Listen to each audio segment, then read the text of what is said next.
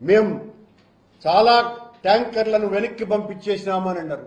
మా హయాములో 18 ట్యాంకర్లను పట్టుకొని ఆనాడున్నటువంటి ప్రామాణికతలకి సరిపోనటువంటి ట్యాంకర్లను మేము అంతకు పూర్వం తెలుగుదేశం ప్రభుత్వంలో చంద్రబాబు నాయుడు గారి ప్రభుత్వం కూడా 14 సార్లు రిజెక్ట్ కాబడ్డాయి అన్నటువంటి విషయాన్ని మరిచిపోతే ఎలా?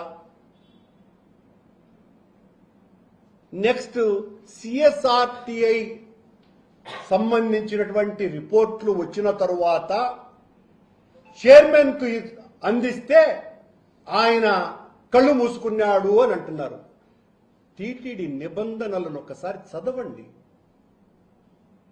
టీటీడీ పాలక మండలి తనకున్నటువంటి అధికారాలను ఎగ్జిక్యూటివ్ ఆఫీసర్కు బదలాయించి అడ్మినిస్ట్రేషన్ అంతా కూడా అధికారులు చూస్తారు. అధికారులు మరి ఎగ్జిక్యూటివ్ ఆఫీసర్ని కలవకుండా చైర్మన్ నెలలు ఎందుకు కలిసినారు? మీరు ఎలా అంటారు ఆ మాట? చైర్మన్కి ఏ రకమైనటువంటి సంబంధం ఉంది? ఎగ్జిక్యూటివ్ అథారిటీ అంతా కూడా అధికారులదైనప్పుడు అక్కడ మా ప్రభుత్వంలో ఉన్నటువంటి సుబ్బారెడ్డి గారి మీద నింద వేయాలని చూశారు. ఇప్పుడు ప్రత్యేకంగా విచారణ చేయిస్తాము, మా దృష్టిలో వీళ్ళు నేరస్తులే, అయినా మేము చాలా జాగ్రత్తగా వెంకటేశ్వర స్వామి మీద ఉన్నటువంటి భక్తితో ఏ రకమైనటువంటి ఇబ్బందులు లేకుండా విచారిస్తాము. ఏంది ఏ రకమైనటువంటి ఇబ్బందులు లేకుండా విచారించేది? నేరస్తులైతే ఎవరినైనా కూడా తీవ్రంగా శిక్షించమనే కదా మేము మొదటి నుంచి అడుగుతున్నాం. సిబిఐ లాంటి ఉన్నతోన్నతమైనటువంటి సంస్థే మేము నిర్దోషులము, మాకు సంబంధం లేదు అన్నటువంటి విషయాన్ని నిర్ధారించిన తర్వాత అధికారులు, కొద్దిమంది అధికారులు, సరఫరాదారులు ఈ టెక్నికల్ కమిటీ కుమ్మక్కై ఈ ద్రోహానికి పాల్పడ్డారు అని తమ నివేదికలో పేర్కొన్న తర్వాత మా వాళ్లను దోషులుగా చేయటానికే మీ ప్రయత్నం ఏంటి? నిన్న పవన్ కళ్యాణ్ గారు ఏం మాట్లాడతారు?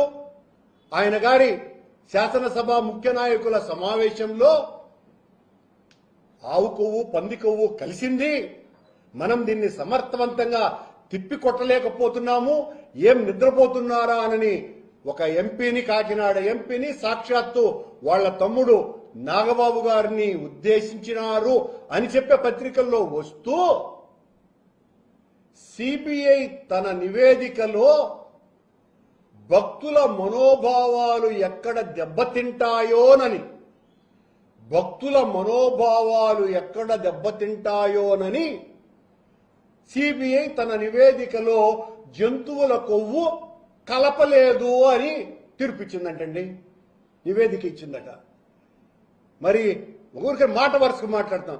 సిబిఐఏ విచారణ సంస్థే భక్తుల మనోభావాలు దెబ్బతింటాయని నివేదిక ఇవ్వకపోతే సనాతని, నేను వెంకటేశ్వర స్వామి కాదు మొత్తం హైందవ జాతినంతా ఉద్ధరించటానికి కంకణం కట్టుకున్న అపర పీఠాధిపతిని నేను, హైందవ ధర్మ పరిరక్షణ కోసమని ఆనాడు ఉద్ధరించిన మరో శంకరాచార్యునిలాగా నిరంతరం ఏ రాష్ట్రానికి పోతే ఆ రాష్ట్రంలో ఇలాంటి మాటలన్నీ మాట్లాడుతున్నారే పవన్ కళ్యాణ్ గారు, మీరెందుకు పంది కొవ్వు, ఆవు కొవ్వు, చేప నూనె కలిపింది అని చెబుతున్నారు స్వామి?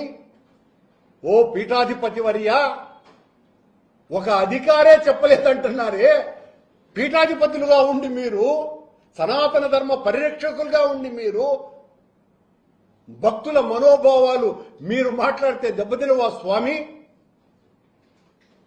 దీనికి సమాధానం చెప్పాలి మీరు. మేం తప్పు చేయలేదు కాబట్టే ఇప్పటికీ ఛాలెంజ్ గా విసిరి మాట్లాడుతున్నాం. తప్పంతా మీదే. మీరు అనవసరంగా ఆనాడు జంతువుల కొవ్వు పంది కొవ్వు కలిసిందని మాట్లాడి దాన్ని వెనక్కి తిరుగు తీసుకోవడానికి ఇష్టం లేకపోవటంతో మిమ్మల్ని సమర్థించటానికి తెలుగుదేశం పార్టీలో ఉన్నటువంటి నాయకులంతా ముప్పు తిప్పలు పడుతూ వాళ్ళకెవ్వరికీ కూడా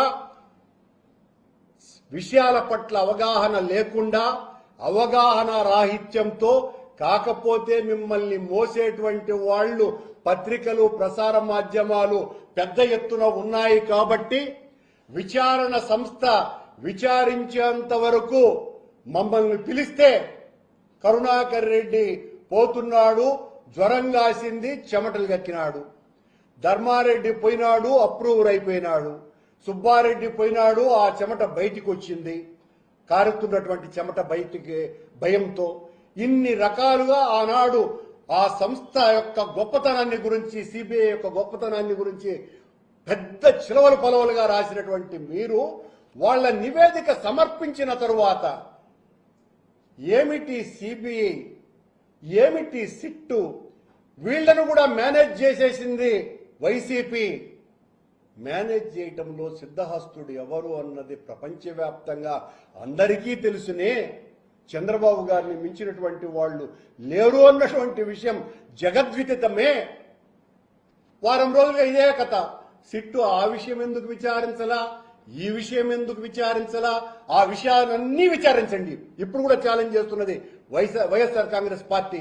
ఏ విషయాన్ని విచారించినా జగన్మోహన్ రెడ్డి గారు అపర వెంకటేశ్వర స్వామి భక్తుడిగా ఆయన చేసినటువంటి శ్రీవారి సేవలో 5% కూడా శ్రీవారి భక్తుడిని అని చెప్పుకునేటువంటి చంద్రబాబు నాయుడు గారు కించిత్తు కూడా ఆ భక్తి పారవశ్యంలో ఒక్కటంటే ఒక్క పని కూడా చేయకుండా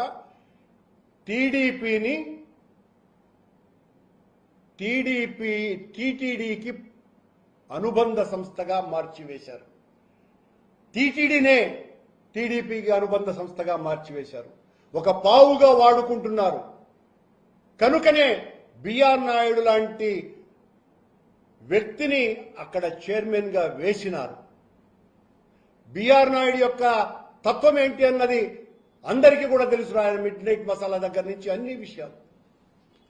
ఎక్కడ ఇప్పటికీ కూడా మేము చాలా స్పష్టంగా చెప్తున్నాం, మీకు విచారణ సిబిఐ ఇచ్చినటువంటి నివేదిక మీద విచారణ చేసేటువంటి అధికారం మీది కాదు, కోర్టుది. కోర్టు ఇస్తుంది ఏం చెయ్యాలా అన్నది. కానీ మీరే నేరస్తులు ఎవరు అనేది గుర్తించినారంట. వీళ్ళు నేరస్తులని చెప్పేస్తున్నారు.